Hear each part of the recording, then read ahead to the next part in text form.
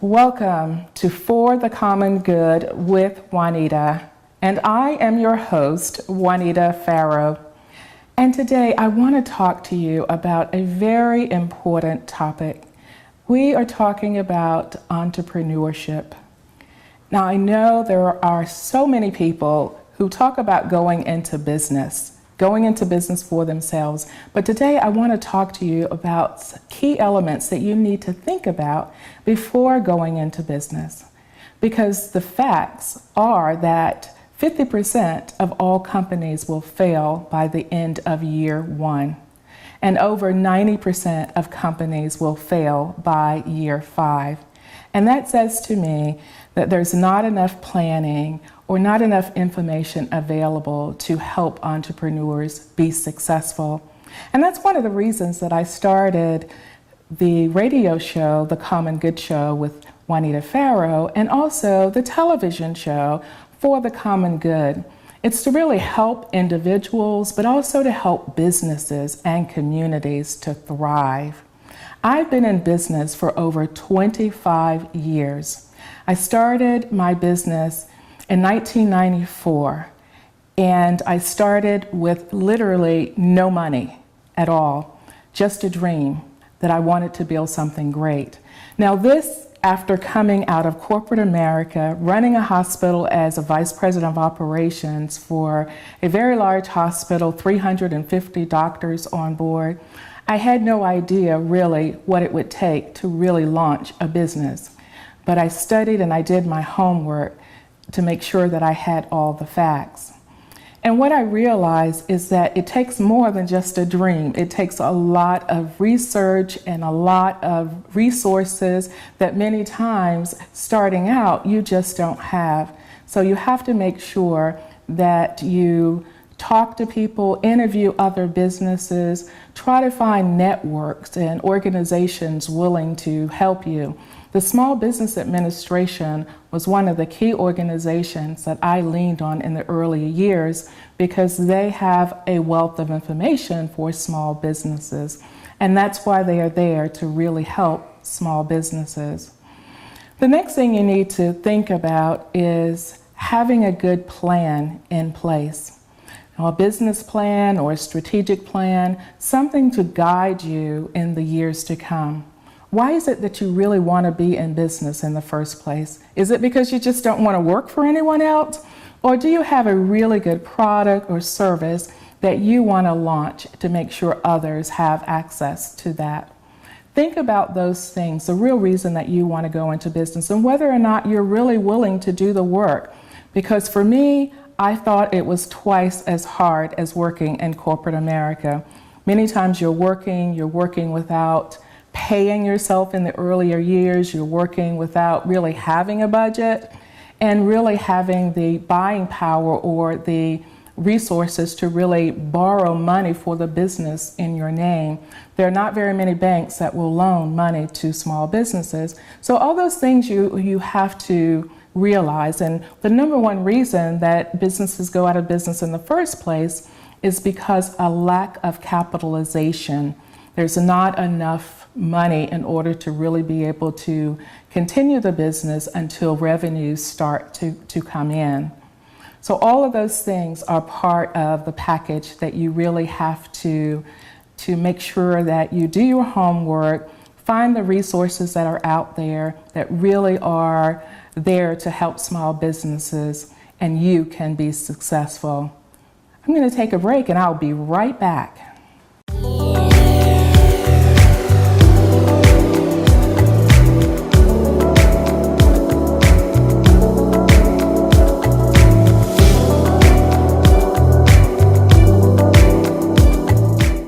Today we're talking about entrepreneurship and small businesses.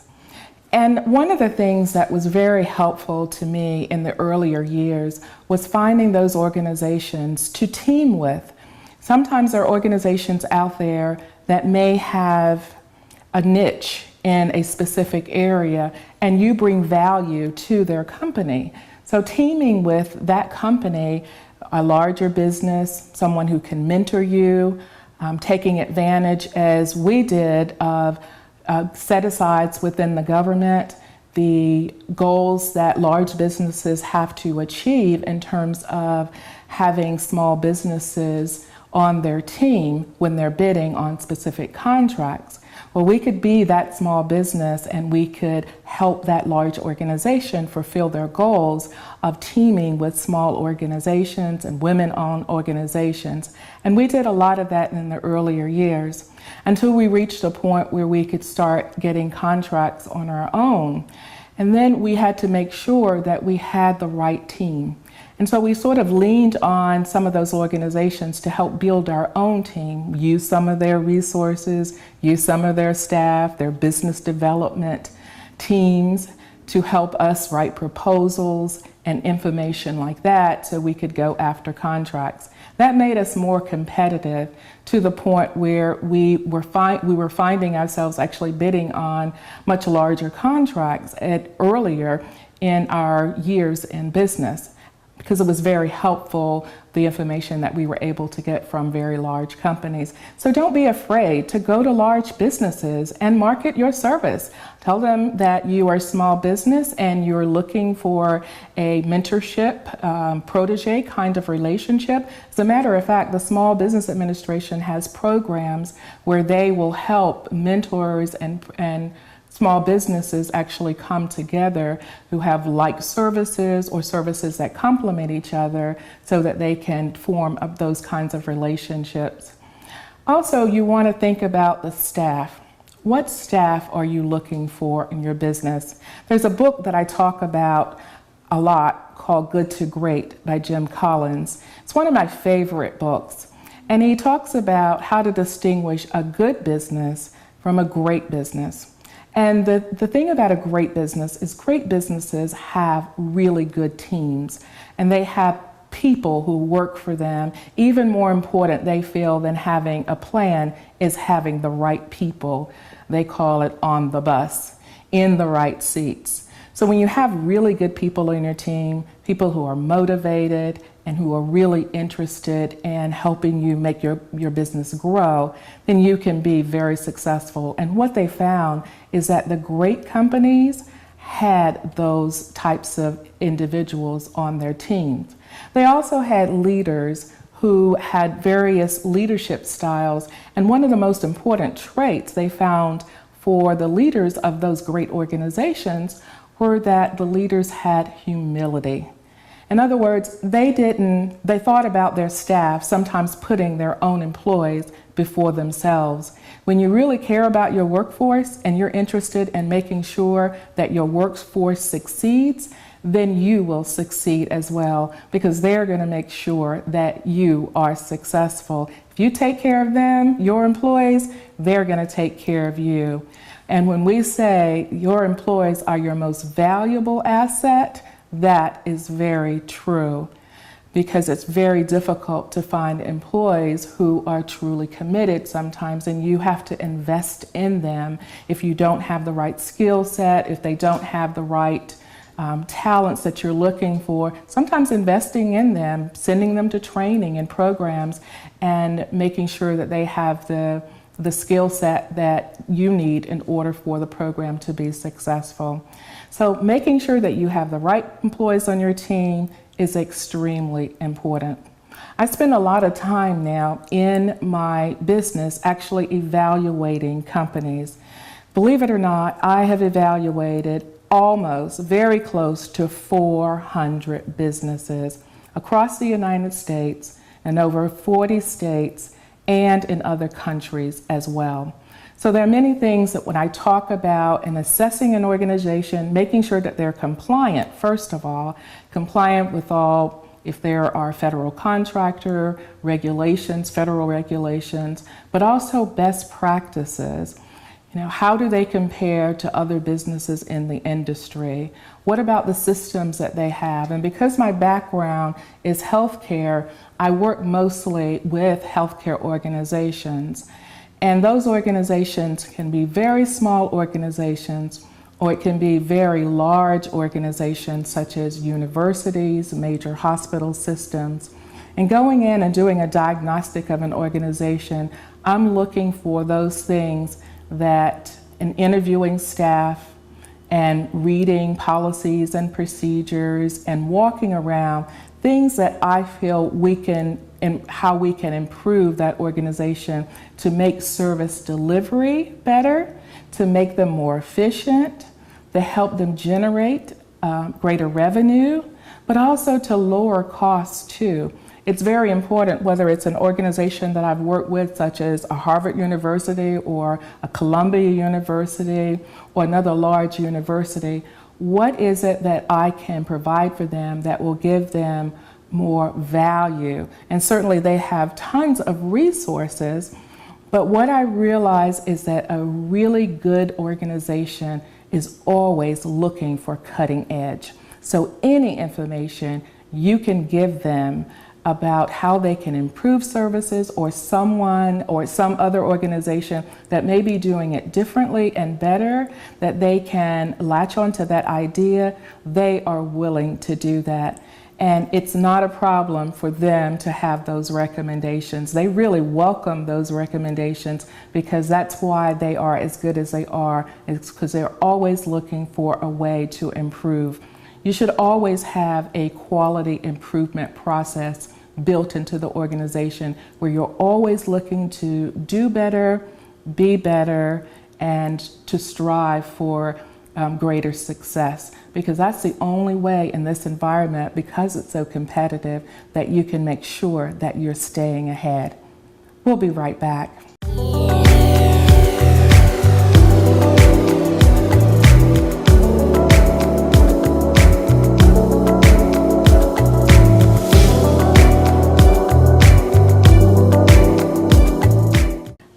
Hi, I'm Juanita again, and I'm back talking about businesses and entrepreneurship and small businesses especially. Do you want to go into business and succeed? Well, these are some of the things that we're talking about now that you really need to pay attention to. Make sure you're honest with yourself about why you want to go into business. Make sure that you talk to other businesses to make sure that you understand what some of their issues were going into business, trying to succeed. Make sure you have the right people on your team, and invest in those employees, realizing that employees are your biggest asset. There are some common things that I see a lot in businesses as I've interviewed individuals and businesses and completed assessments of businesses around the country. And that is, businesses oftentimes are looking for solutions to problems, and they're helping to make sure that organizations from the different areas in their organization, how they can provide services to other organizations. So finding solutions to problems. Everyone has, businesses are looking for ways to solve issues. And if you can help individuals or even businesses solve issues, then chances are you're going to be very successful. One of the things that in starting out in business you want to think about is a niche area. There are a lot of organizations out there, especially small businesses, that find that they don't have enough resources to bring a lot of people on and staff, and so they are able to contract out services. One of the areas that they might contract out is accounting services. If you don't have, or you can't find the skill set really to do accounting for your organization, to make sure that you're on track with your projections and to do your bookkeeping to make sure you have good financial reports, then you might contract that service out to another company. That's a way you can continue to reduce your costs. And you want to make sure that you are being very mindful of the amount of money that you're spending. So you want to make sure that you are very efficient in running your business and looking for the best ways to achieve your goals in the most cost-effective manner. So you want to make sure that you're saving your resources as much as possible, especially because we know that the number one reason that businesses aren't successful is because they're undercapitalized. One of the things that you may not have access to is capitalization, and so if you don't have the money or the resources, then you have to look for innovative, creative ways to do things. I was earlier on in my business, I supplemented my income by teaching. I actually, because I had a master's in business, I was teaching entrepreneurship at one of the colleges in my local area. And students in the class I had students who were right out of it because it was a 2-year college. I had students right out of high school, and I had students in that class who had been in business for a while, but was looking for some additional training and information. Architects, psychologists, wanting to go into business and do something for themselves, but realizing it takes more than just having a skill set or having a technical skill. You really need to have the business aspect as well. And so taking this course, entrepreneurship courses, allowed them to be able to learn a little bit about what are the things that they really needed to know and understand about business. So that was really exciting for me. I did that for a couple of years. But now assessing businesses and going into business, I'm looking for things that business can do to help improve their services, how they can save money. And sometimes it's the simple things that they can do, looking at their staffing patterns, looking at their compensation packages, looking at trying to create creative, innovative ways for you to retain employees. Employees are not just looking for money or raises, even though that's very important. Sometimes they're just looking for a good company that really cares about them, provides them with additional perks and benefits, but not necessarily the money. So you want to make sure that you really know and understand the workforce and the people who are working for you and what their needs are. So feel comfortable with doing satisfaction surveys, employee satisfaction surveys, because that will tell you a little bit about how satisfied your employees are, and make sure that you are reducing the turnover if you're having turnover in the business, because turnover is another area that is very, very costly, expensive in a business, because for every employee who leaves, then you have to retrain another employee. And that can be a very expensive option for businesses, especially starting out.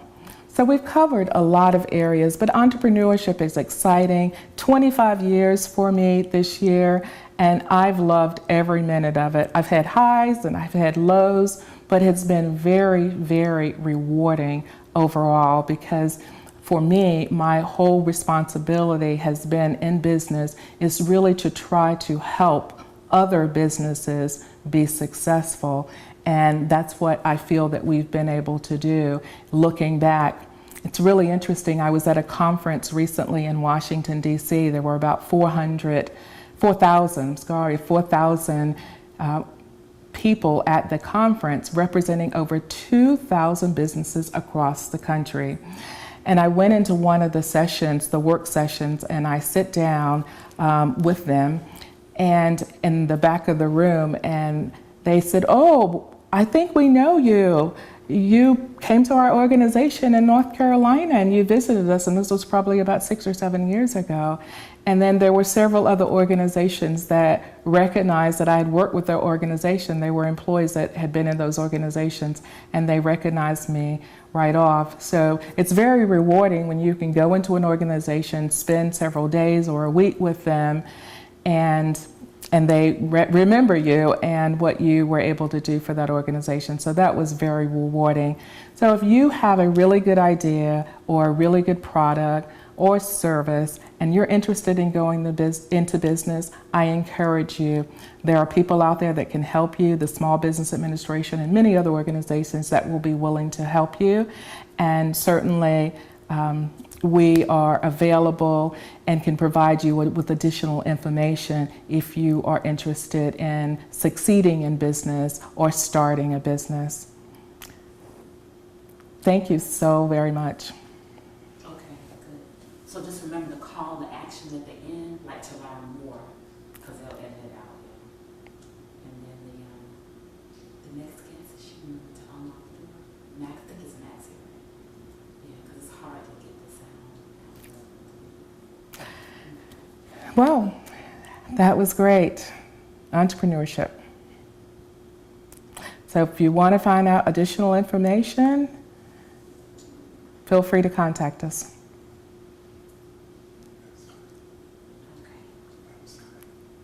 Our website is www.Juanita, Juanitas, Farrow, Farrow.com.